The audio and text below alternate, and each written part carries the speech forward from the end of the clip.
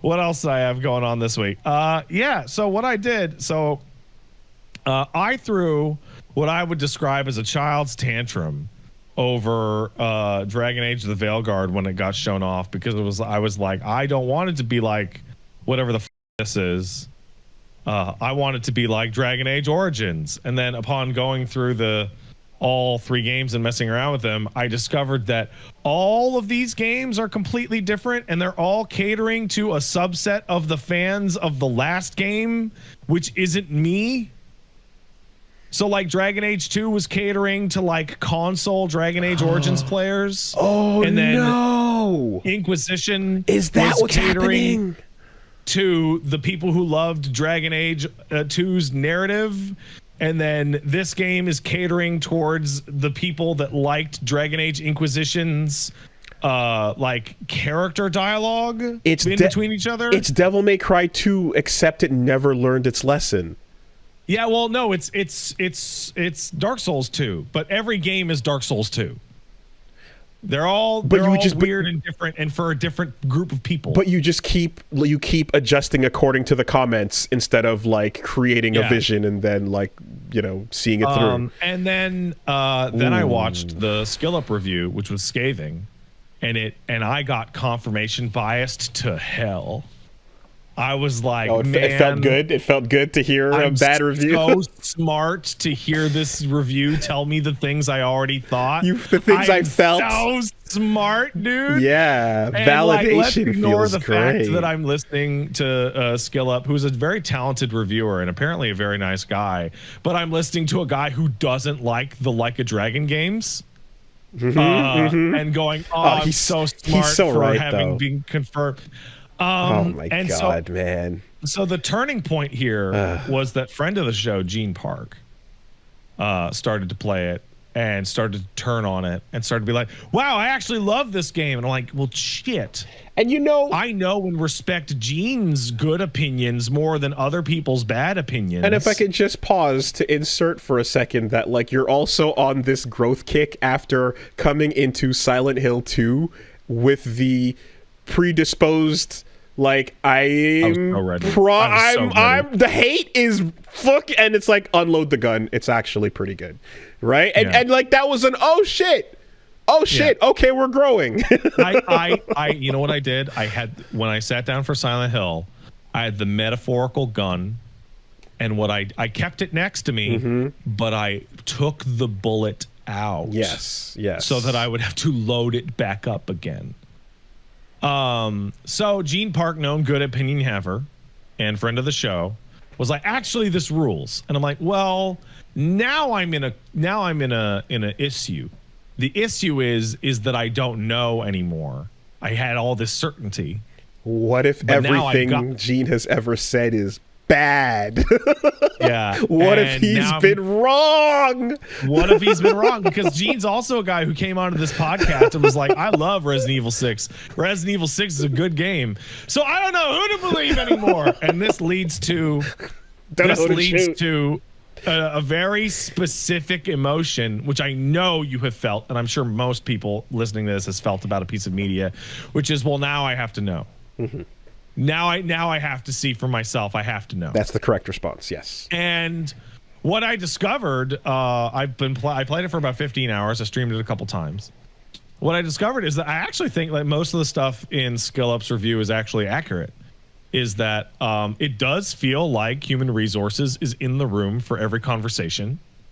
It does have some dialogue quimbles that are moderny and marvelly and shit like that. And a lot of the little environmental puzzles are for babies.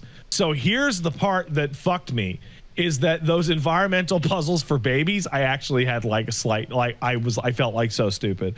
You know when the modern game gives you like the big glowing arrow to the solution, and you somehow miss it because you're a dumb fucking idiot? That was me somehow. Okay. It happens. It happens. As a dumb fucking idiot myself who spins the camera past solutions sometimes, I don't fault you too much for that one. More yellow paint. I did maybe 15 different character conversations. And you know what? Those conversations, I felt like I lasered in on like what's happening. So like Baldur's Gate and Mass Effect and Dragon Age Origins and Dragon Age 2 and maybe even Inquisition were made by dudes who lived in Alberta. Right. Yeah. And you can if people who are not in Canada BioWare West don't really taste that. But you know exactly what I mean when I say that you can feel Alberta coming through Mass Effect 1, especially. The West Canadian. Yeah, you can feel like the fucking Paragon points for like telling a space child not to get vaccinated. And now it feels like a different group of guiltier, whiter Albertans making this game. Ooh. In that they've sanded off all of the edges and everything is very nice and kind. Okay.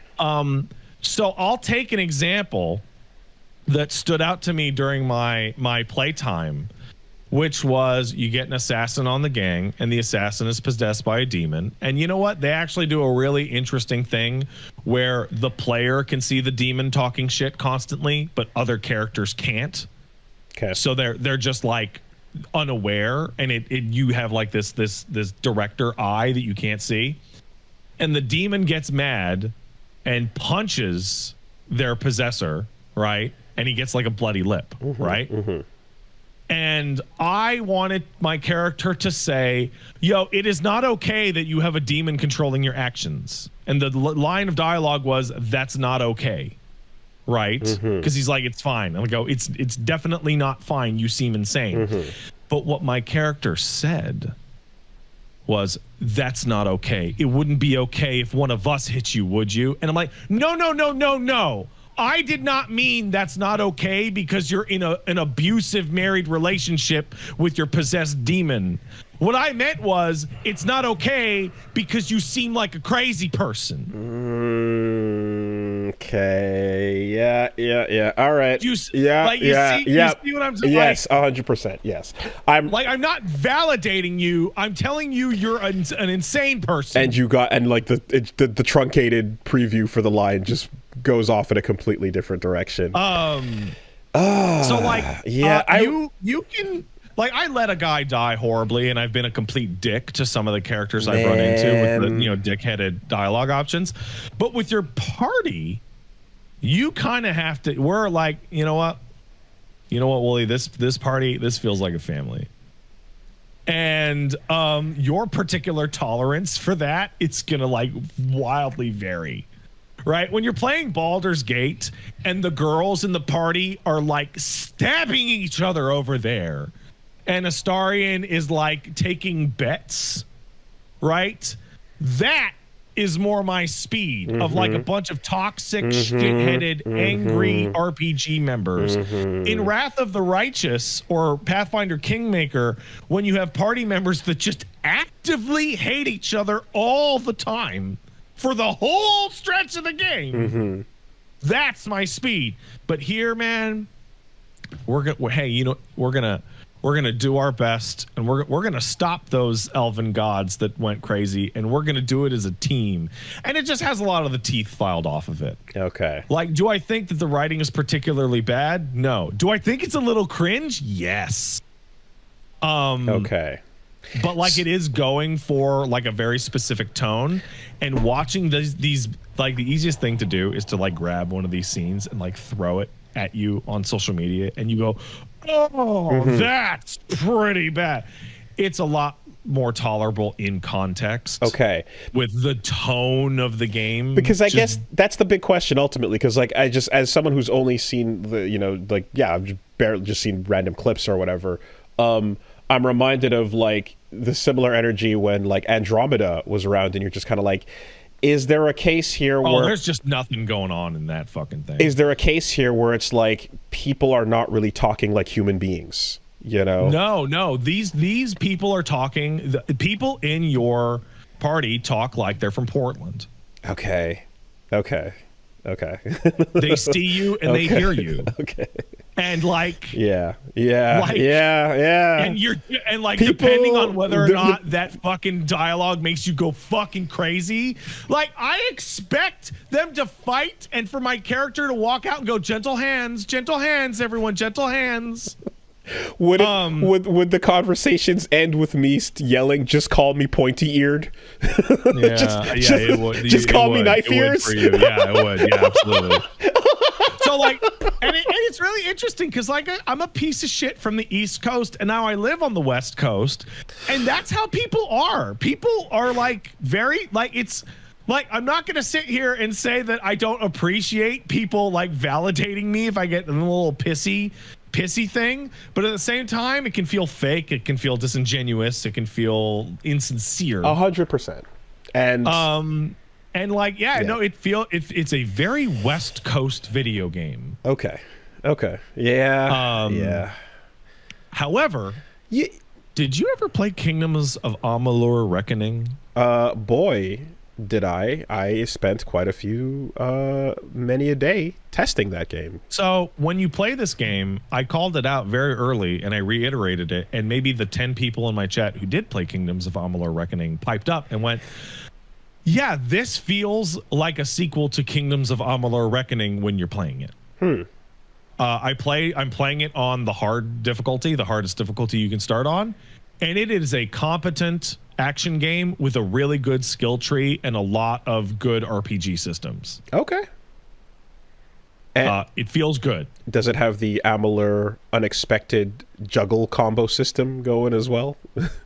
No, it has the Amalur. You know what? You have this massive skill tree that branches into all these different things, and you can just respec for free whenever you want. If you want to just completely change the way your character works, go nuts. Yeah, here you go. Yeah. Okay, freedom on the tree. That's nice. It plays very well. So, on top of that, occasionally I cringe at the dialogue, but overall it's fairly charming. It's nice. You know what helps out a lot?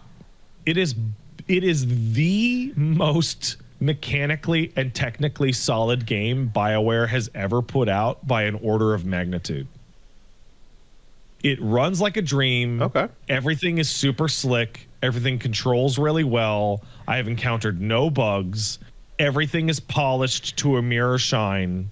And now, granted, as somebody points out, that's not exactly a high bar because BioWare games have never really come out super solid except for Mass Effect 2. It is so far, it is a very solid and enjoyable 8 out of 10 with some docking to some of the character writing, but like some serious pluses in the way that it plays. It is easily the best game they have made since Mass Effect 2. And you can take that in one of two ways.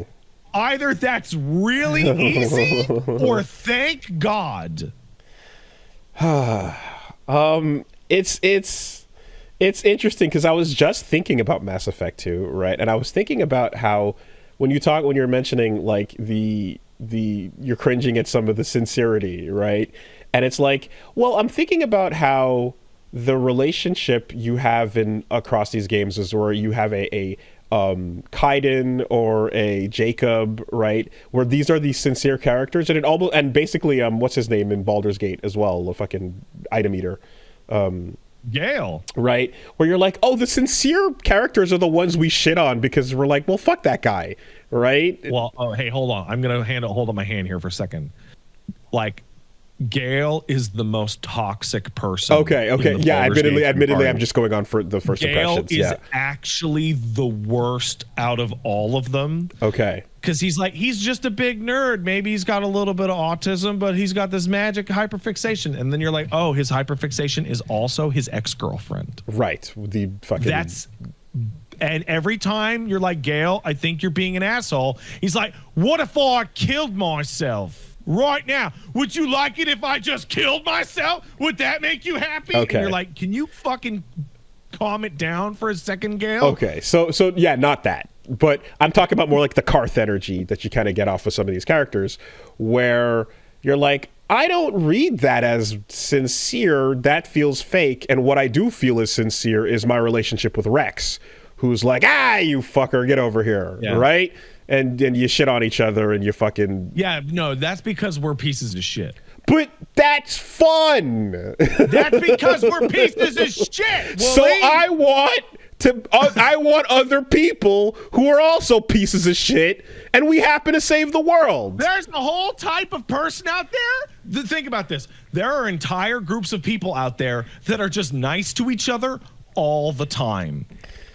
And I'm not friends with those people, and I didn't marry that person, and I'm not related to even one of them. But apparently they're out there, and that works for them. Punch Bomb used to be that person until I got involved. Yeah, you ruined everything.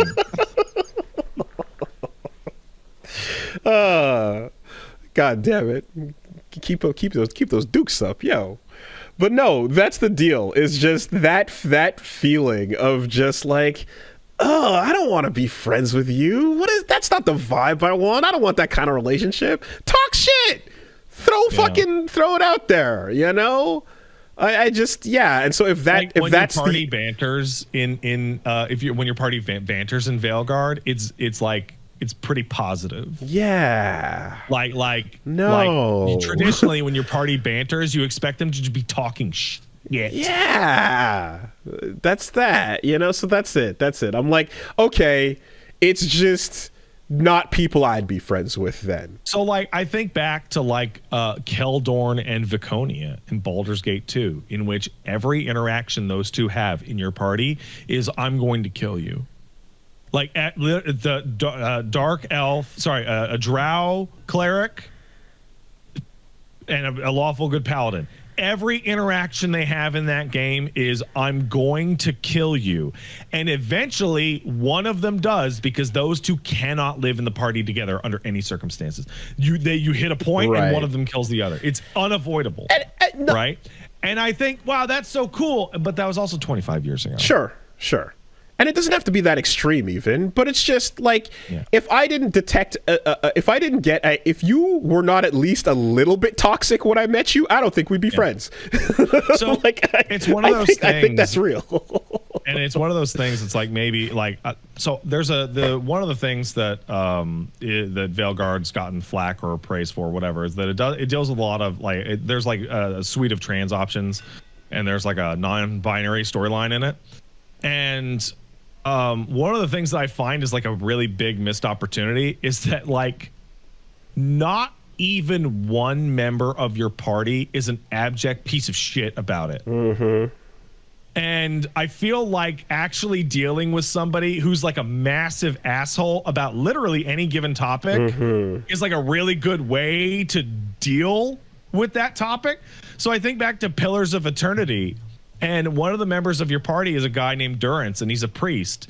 And he is a dirty, homeless man. And every single thing that comes out of his fucking mouth is awful. Every single conversation is how much you suck and every other member of the party sucks by name. And how you're all garbage and how your morals are trash. And if you were just cool like me and murdered kids, you would be cool too. He's the fucking worst. And he has the most dialogue of any companion in that game. And he is by far the most interesting person to talk to, because you argue with him constantly about what a piece of shit he is. Right. Okay. Yeah, man. Yeah, I'm not looking for a party of affirmations. Some people are. Yeah, I guess, and that's fine, but it ain't me. All right. You instead of hanging out with HK-47 and Mandalore in Dragon Age Veilguard, you're hanging out with Mission and Zalbar. Yeah, I didn't want to say Kreia, but I was thinking of Kreia throughout this conversation. I was really just thinking of you old fucking bat. Just why can't anything be good enough? Why is every choice shitty? And then I reload and I look at the other version, and no matter what, you can't get happy with what I say. But we're doing this on the way to the ship going to defeat the big evil to save the universe, right? And that's the thing. All that toxicity and nonsense and bullshit is happening as this group is going to Mount Doom to fucking toss the ring in. So yeah, as its own thing, if this was not named Dragon Age and this was a standalone RPG from hit RPG maker BioWare, I think it would be a lot more liked. But it's kind of drowning in the expectations of the games that came before it. Because the tone between the past 3 games are pretty solid. They were pretty they're pretty consistent. Whereas this one is a lot more modern. Mm-hmm.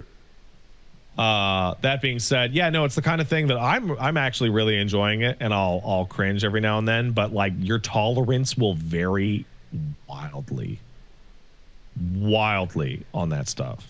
So if this did not play very well, I would not go through it. I would not be like, well, I really wanted to get to the story because the gameplay, whatever. But it does play really well.